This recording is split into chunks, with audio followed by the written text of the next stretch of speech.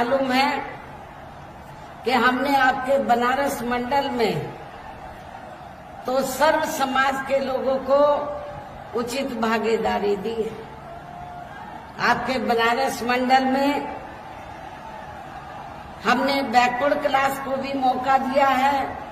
Upper caste को भी दिया है, मुस्लिम समाज को भी मौका दिया है और रिजर्व सीट पर दलित वर्ग को भी चुनाव लड़ने का मौका दिया है। इस प्रकार से हमने आपके बनारस मंडल में तो सर्व समाज के लोगों को उचित भागीदारी दी है। हालांकि आज आपकी इकट्ठा हुई अपार भीड़, वह भीड़ के जबरदस्त जोश को भी देखकर अब मुझे भी काफी हद तक ये भरोसा हो गया है कि पिछली बार की तरह इस बार भी आप लोग अपने प्रदेश से यहाँ लोकसभा चुनाव में अपनी पार्टी का बेहतर रिजल्ट जरूर लाएंगे। इसके लिए अब मैं आप लोगों का ध्यान कुछ जरूरी बातों की तरफ दिलाना चाहती हूँ और इस संबंध में विशेषकर मैं कांग्रेस, बीजेपी व इनके अन्य सभी सहयोगी दलों के बारे में ये कहना चाहूंगी कि आजादी के बाद शुरू में केंद्र व देश के काफी राज्यों में भी ज्यादातर सत्ता यहाँ कांग्रेस पार्टी के हाथों में ही केंद्रित रही है, किंतु इनकी अधिकांश मामलों में रही गलत नीतियों एवं गलत कार्य प्रणाली आदि की वजह से ही फिर इस पार्टी को केंद्र में काफी राज्यों की भी सत्ता से बाहर होना पड़ा है तथा यही स्थिति इनकी सहयोगी पार्टियों की भी बनी रही है। और आप लोगों को वैसे ये मालूम है कि जब आजादी के बाद यानी कि अंग्रेजों के जाने के बाद केंद्र में देश के ज्यादातर राज्यों में कांग्रेस पार्टी सत्ता में आई और केंद्र में जब पहली सरकार बनी थी कांग्रेस पार्टी की तो उस पहली सरकार में परम पूज्य बाबा साहब डॉक्टर अंबेडकर लॉ मिनिस्टर थे। तो उस समय बाबा साहब डॉक्टर अंबेडकर ने तो कांग्रेस पार्टी के मुखिया को ये कहा, पंडित जवाहरलाल नेहरू एंड कंपनी के लोगों को ये कहा कि भारतीय संविधान में एससी व एसटी वर्गों को जो सरकारी नौकरियों में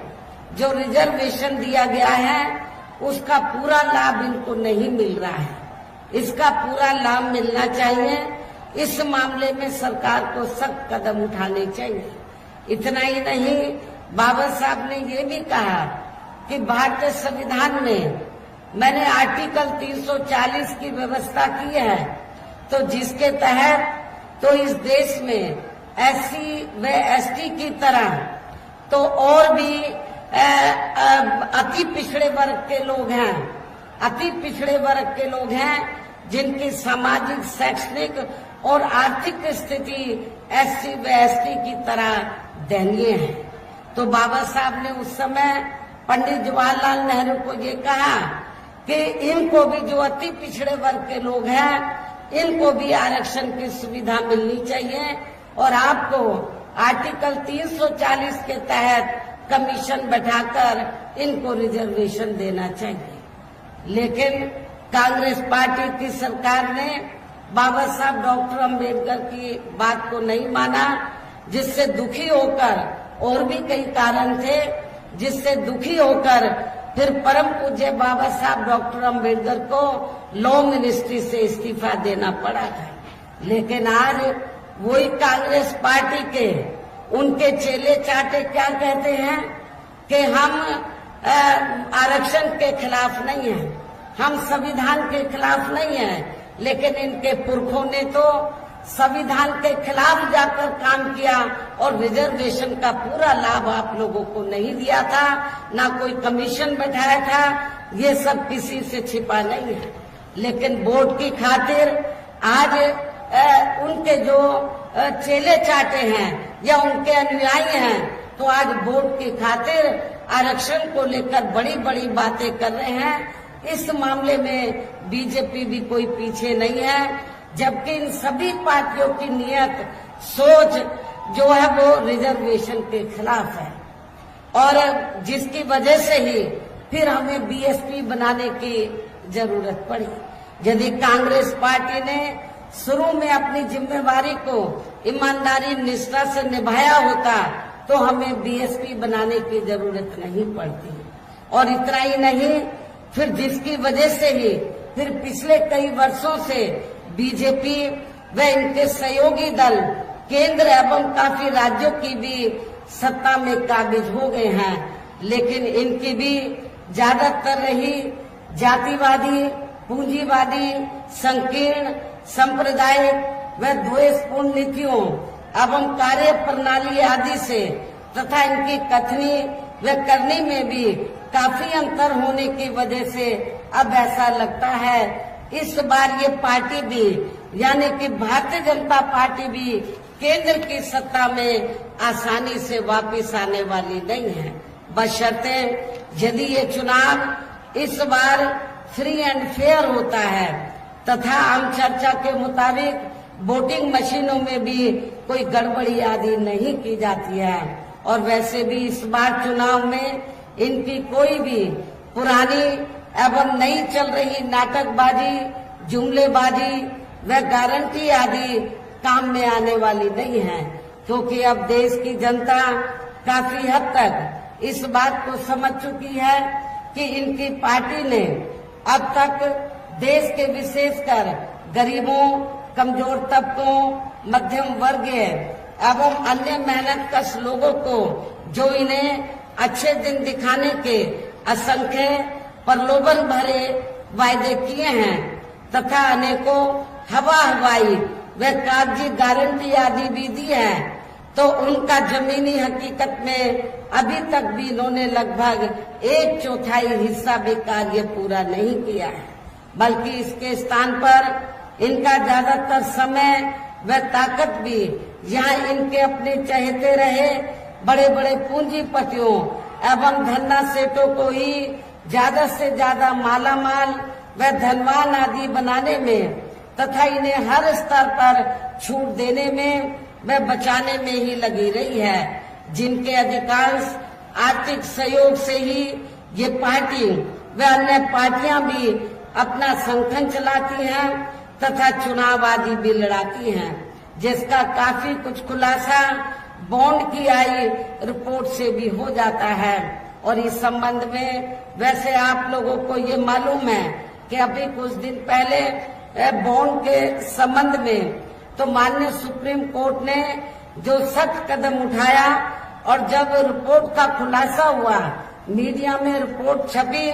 तो उससे ये स्पष्ट हो गया कि इस देश में कांग्रेस, बीजेपी, अन्य सभी विरोधी पार्टियों ने इस देश के बड़े बड़े पूंजीपतियों व धन्ना सेठों से अपनी पार्टी के संगठन को चलाने व चुनाव आदि लड़ाने के लिए बॉन्ड के जरिए अरबों खरबों रुपया इस देश के बड़े बड़े पूंजीपतियों व धन्ना सेठों से लिया है। लेकिन आप लोगों को ये जानकर खुशी होगी कि बहुजन समाज पार्टी ही देश में एकमात्र ऐसी पार्टी है जिसने एक भी रुपया किसी भी बड़े पूंजीपति व धन्ना सेठ से नहीं लिया है। ये रिपोर्ट में उजागर हुआ है, इसलिए हमारी पार्टी हर साल बीएसपी मेंबरशिप के जरिए जन्मदिन के मौके पर थोड़ा थोड़ा धन इकट्ठा करके चुनाव के मौके पर भी थोड़ा थोड़ा आर्थिक सहयोग लेकर संगठन को चलाती है और चुनाव आदि भी लड़ाती है। इसके साथ ही अब ऐसा लगता है कि कांग्रेस पार्टी की तरह ही बीजेपी ने भी केंद्र की तमाम सरकारी जांच एजेंसियों का ज्यादातर राजनीतिकरण ही कर दिया है। इसके अलावा देश के किसान वर्ग भी वर्तमान बीजेपी की सरकार में शुरू से ही अपनी विभिन्न समस्याओं को लेकर काफी ज्यादा दुखी व परेशान रहे हैं और अभी भी है। जबकि यूपी में 4 बार हमारी पार्टी की रही सरकार ने इनके हितों का भी हर स्तर पर विशेष ध्यान रखा है। हमने अपनी चारों हुकूमतों में किसानों को खेती करने के लिए समय से सस्ते साधन उपलब्ध कराए और उनकी फसल का भी उन्हें उचित दाम दिया है। इतना ही नहीं बल्कि केंद्र में पूर्व रही कांग्रेसी सरकार की तरह ही वर्तमान भाजपा सरकार में भी इनकी जातिवादी, हीन, सांप्रदायिक एवं पूंजीवादी सोच व नीतियों के चलते ही पूरे देश में सर्व समाज में से खासकर गरीबों, दलितों, आदिवासियों, पिछड़े वर्गों, मुस्लिम एवं अन्य धार्मिक अल्पसंख्यक समाज के लोगों का भी पूर्ण रूप से विकास व उत्थान आदि नहीं हो सका है। और इस संदर्भ में वैसे आप लोगों को ये मालूम है कि पूरे देश में यहाँ दलितों, आदिवासियों एवं अन्य पिछड़े वर्गों का सरकारी नौकरियों में वर्षों से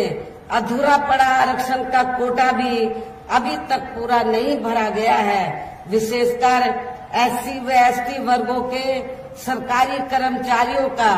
पदोन्नति में आरक्षण भी अब काफी हद तक प्रभावहीन ही बना दिया गया है। और खासकर जब समाजवादी पार्टी यहाँ सत्ता में थी तो उस समय तो इनका पदोन्नति में आरक्षण ही समाजवादी पार्टी की सरकार ने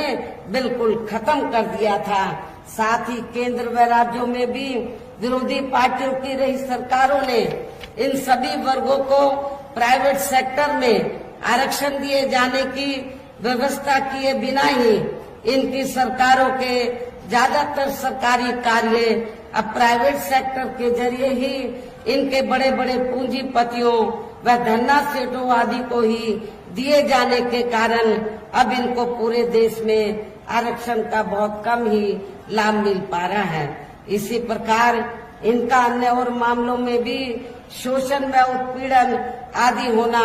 अभी तक भी बंद नहीं हुआ है। इनके साथ साथ मुस्लिम व अन्य धार्मिक अल्पसंख्यक समाज के लोगों की भी हालत हर स्तर पर यहाँ काफी ज्यादा खराब व दयनीय बनी हुई है, जिसका काफी कुछ खुलासा सच्चर कमेटी की रिपोर्ट में भी किया गया है। इतना ही नहीं बल्कि पिछले कुछ वर्षों से केंद्र व अधिकांश राज्यों में भी बीजेपी व आरएसएस की सरकारों के चलते हुए अब इनका विकास में उत्थान आदि होना भी काफी हद तक बंदशाही हो गया है। आए दिन इन पर खासकर हिंदुत्व की आड़ में हो रही जुल्म जाति भी यह काफी ज्यादा चरम सीमा पर पहुंच चुकी है। इनके साथ साथ अपर कास्ट समाज में से विशेषकर गरीब लोगों की भी हालत हमें कोई खास अच्छी नजर नहीं आती है। इनकी गलत कृषि नीतियों के कारण किसान वर्ग भी आए दिन आंदोलित ही बना रहता है। साथ ही इनकी गलत आर्थिक नीतियों की वजह से ही देश की अर्थव्यवस्था पर भी इसका काफी बुरा प्रभाव पड़ा है, जिससे अब विशेषकर छोटे एवं मध्यम वर्गीय व्यापारी वर्ग भी काफी ज्यादा दुखी व परेशान है। और अब केंद्र में पूर्व की रही सरकारों की तरह ही वर्तमान भाजपा सरकार में भी यहाँ पूरे देश में गरीबी, बेरोजगारी एवं महंगाई आदि भी लगातार काफी ज्यादा बढ़ रही है। देश में हर स्तर पर फैला भ्रष्टाचार भी अभी खत्म नहीं हुआ है। ऐसे में अब आप लोगों को देश में हो रहे लोकसभा आम चुनाव में कांग्रेस, बीजेपी व इनकी सहयोगी पार्टियों को भी केंद्र की सत्ता में आने से जरूर रोकना है। जिनकी गलत नीतियों व गलत कार्य प्रणाली आदि को आप लोग काफी हद तक आजमा भी चुके हैं। ऐसी स्थिति में अब ये विरोधी पार्टियां इस चुनाव में भी किस्म किस्म के साम, दाम, दंड भेद आदि अनेकों हथकंडे इस्तेमाल करके केंद्र की सत्ता में आने की भी पूरी कोशिश में लगी हैं, जिनसे अपनी पार्टी के लोगों को हर स्तर पर काफी ज्यादा सावधान रहना है। और इस मामले में विरोधी पार्टियां अपने अपने पक्ष में हवा बनाने के लिए खासकर मीडिया, ओपिनियन पोल व सर्वे आदि का जो बड़े पैमाने पर इस्तेमाल कर रही हैं, तो उनसे भी अपनी पार्टी के लोगों को बिल्कुल भी गुमराह नहीं होना है। इसके साथ ही विरोधी पार्टियों के विभिन्न रूपों में जारी किए गए इनके हवाई व प्रलोभन भरे चुनावी घोषणा पत्रों एवं वायदों आदि के बहकावे में भी अपनी पार्टी के लोगों को कतई नहीं आना है, जिन्हें ये पार्टियां चुनाव खत्म होने के बाद ज्यादातर अमल में नहीं लाती हैं और अब जिन पर से देश की जनता का अधिकांश विश्वास ही उठ गया है। यही खास वजह है कि हमारी पार्टी किसी भी चुनाव में अपनी पार्टी का कोई भी चुनावी घोषणा पत्र आदि जारी नहीं करती है। वैसे भी हमारी पार्टी किसी भी मामले में कहने में बहुत कम बल्कि कार्य करके दिखाने में ही ज्यादा विश्वास रखती है। और इस बात का सबसे बड़ा सबूत ये है कि उत्तर प्रदेश में 4 बार हमारी पार्टी के नेतृत्व में रही सरकार ने चुनाव में अपनी पार्टी के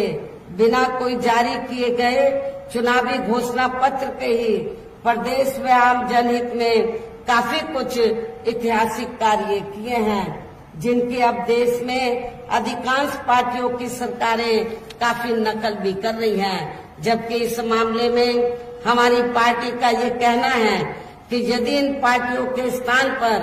केंद्र में हमें अपनी पार्टी की सरकार बनाने का मौका मिलता है, तो तब फिर हमारी पार्टी की बनी सरकार केंद्र में यहाँ अब तक रही सभी विरोधी पार्टियों की सरकारों की तरह केवल हवाई व कागजी कार्य आदि नहीं करेगी, बल्कि उत्तर प्रदेश की तरह ही जमीनी हकीकत में ठोस कार्य करके दिखाएगी। और इस संदर्भ में खासकर मैं ये कहना चाहूंगी कि केंद्र द्वारा देश में पिछले कुछ समय से अति गरीब परिवारों को अस्थायी तौर पर फ्री में जो थोड़ी सी खाद्य सामग्री दी जा रही है, राशन आदि दिया जा रहा है, तो उससे इनका स्थायी तौर पर भला होने वाला नहीं है। और वैसे भी इनकी ये जटिल समस्या देश में हर हाथ को काम देने से ही केवल दूर हो सकती है, जिसकी तरफ हमारी पार्टी की बनी केंद्र की सरकार जरूर विशेष ध्यान देगी। लेकिन इस संबंध में मैं आपको सावधान भी करना चाहती हूँ कि आप लोगों को जो थोड़ा सा पिछले कुछ समय से फ्री में जो राशन दिया जा रहा है, तो ये कोई बीजेपी की देन नहीं है, आरएसएस की देन नहीं है, बल्कि आप लोग जो देश की जनता जो केंद्र की सरकार को जो टैक्स देती है, टैक्स के जरिए केंद्र की सरकार के पास जो पैसा जमा होता है, उस पैसे से आप लोगों को ये राशन आदि दिया जा रहा है। ये कोई बीजेपी आपको अपनी जेब से ये राशन पानी आदि नहीं दे रही है, तो इसलिए आप लोगों को इनके बहकावे में कतई नहीं आना है, बल्कि आप लोगों को अपना एक एक वोट बहुजन समाज पार्टी को हर प्रकार की सावधानी बरतते हुए देना है। साथ ही पिछले कुछ वर्षों से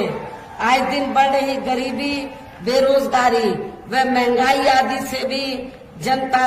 बहुत ज्यादा दुखी व परेशान है, जिसे भी आर्थिक नीतियों में तब्दीली करके जरूर दूर किया जाएगा। धर्म की भी आड़ में पिछले कुछ वर्षों से खासकर मुस्लिम समाज के लोगों का द्वेष की भावना से जो इनका काफी ज्यादा शोषण व उत्पीड़न आदि किया जा रहा है, तो उसे भी जरूर रोका जाएगा। और ये सब हमने अपनी यूपी की रही सरकार में करके भी दिखाया है। इसके अलावा हमने यूपी में सर्व समाज में से गरीब एवं बेरोजगार लोगों को बेरोजगारी भत्ता आदि न देकर उन्हें बड़ी तादाद में रोटी रोजी के साधन भी उपलब्ध कराए हैं, जो अब ये कार्य भी अधिकांश ठंडे ही पड़े हैं, जिनको फिर केंद्र में बीएसपी की सरकार बनने पर प्राथमिकता दी जाएगी। कहने का तात्पर्य यह है कि देश में इस समय हो रहे लोकसभा चुनाव में विरोधी पार्टियों के जारी किए गए इनके हवाई व प्रलोभन भरे चुनावी घोषणा पत्रों आदि के बहकावे में अब यहाँ खासकर देश के अति गरीबों, मजदूरों, बेरोजगारों एवं अन्य मेहनत कश लोगों को बिल्कुल भी नहीं आना है और अब इन्हें ऐसी सभी विरोधी पार्टियों को हर हालत में केंद्र की सत्ता में आने से जरूर रोकना है, जिनकी कथनी व करनी में काफी अंतर रहा है तथा जिन्हें ये लोग बरसों से आजमा भी चुके हैं। ऐसे में अब मेरा यही कहना है कि आप लोगों को अपने खुद के व अपने प्रदेश, क्षेत्र एवं देश के भी हित में अपने वोटों को यहाँ कांग्रेस, बीजेपी व अन्य विरोधी पार्टियों को न देकर केवल अपनी एकमात्र हितैषी पार्टी बहुजन समाज पार्टी को ही देना है, जो ये पार्टी उत्तर प्रदेश की तरह ही केंद्र में भी अपनी पार्टी की सरकार बनने पर फिर पूरे देश में यहाँ अपनी पार्टी की सर्वजन हिताय व सर्वजन सुखाय की नीतियों पर आधारित सरकार चलाएगी। इसके साथ साथ केंद्र से जुड़ी आपके क्षेत्र की जो भी यहाँ स्थानीय समस्याएं होंगी तो उन्हें भी फिर दूर करने का हर संभव पूरा प्रयास किया जाएगा। साथ ही यहाँ गरीबों, मजदूरों, बेरोजगारों, कर्मचारियों, किसानों, छोटे व्यापारियों एवं अन्य मेहनत कश लोगों के हितों का भी विशेष ध्यान रखा जाएगा। सर्व समाज में से खासकर दलितों, आदिवासियों, पिछड़े वर्गों, मुस्लिम व अन्य धार्मिक अल्पसंख्यक समाज के लोगों के विकास व उत्थान के साथ साथ हर स्तर पर इनकी सुरक्षा आदि के लिए भी सख्त कदम उठाए जाएंगे और तभी फिर यहाँ वास्तव में अपने देश के महान संतों, गुरुओं व महापुरुषों में भी विशेषकर महात्मा ज्योतिराव फूले, श्री छत्रपति शाहू जी महाराज, श्री नारायण गुरु, बाबा साहब डॉक्टर भीमराव अम्बेडकर एवं मान्यवर श्री कांशीराम जी आदि का अधूरा रहा सपना जरूर साकार हो सकता है, जिनको यूपी में हमारी पार्टी की रही सरकार द्वारा हर स्तर पर पूरा आदर सम्मान दिया गया है। इन्हीं खास बातों के साथ ही अब मेरा देश व आपके स्टेट के भी हित में यही कहना है कि हमारी पार्टी ने यहाँ के बनारस मंडल में जिनको भी लोकसभा के लिए चुनाव के मैदान में उतारा है, जो आपके सामने मंच पर भी मौजूद हैं, तो उन्हें आपको जरूर कामयाब बनाना है, जिसके लिए यहाँ पार्टी के सभी स्तर के छोटे बड़े पदाधिकारी एवं कार्यकर्तागण आदि पूरे जी जान से लगे हैं। और अब अंत में मेरा यही कहना है कि आप लोगों को वोट पड़ने वाले दिन यहाँ बीएसपी के अपने सभी लोकसभा उम्मीदवारों को अर्थात हमने बनारस मंडल में जौनपुर लोकसभा की सीट से श्री श्याम सिंह यादव जो बीएसपी के वर्तमान में सांसद हैं, इनको चुनाव के मैदान में उतारा है। आप लोगों को ये मालूम है कि इस एज में भी ये जनता की सेवा में लगे रहते हैं। आप इनको एक मौका जरूर दीजिए, इनको जरूर मेंबर पार्लियामेंट बनाकर भेजिए। मछली शहर जो सुरक्षित लोकसभा की सीट है, हमने यहाँ से श्री कृपा शंकर सरोज को चुनाव के मैदान में उतारा है। वाराणसी लोकसभा की सीट से हमने श्री अतर जमाल लारी को, चंदौली लोकसभा की सीट से हमने पिछड़े वर्ग से श्री सत्येंद्र कुमार मौर्य को, बलिया लोकसभा की सीट से हमने श्री लल्लन सिंह यादव को, इनकी लोकसभा की सीट का कुछ एरिया बलिया में आता है और कुछ एरिया गाजीपुर जिले में आता है, लेकिन सीट का नाम है बलिया, इसलिए बलिया लोकसभा की सीट से हमने श्री लल्लन सिंह यादव को, गाजीपुर लोकसभा की सीट से हमने डॉक्टर उमेश कुमार सिंह को चुनाव के मैदान में उतारा है। बीएसपी के ये सभी प्रत्याशी पूरे जी जान से आपके क्षेत्र में आप लोगों से वोट की अपील करने के लिए जी जान से लगे हैं। मेरी आप लोगों से पुरजोर अपील है कि आप लोग बहुजन समाज पार्टी के इन सभी प्रत्याशियों को बीएसपी का जो चुनाव चिन्ह हाथी है, हाथी चुनाव चिन्ह के सामने वाले बटन को दबाकर इनको भारी वोटों के अंतर से जरूर कामयाब बनाना है। इस खास अपील के साथ ही अब मैं अपनी बात यही समाप्त करती हूँ। जय भीम, जय भारत।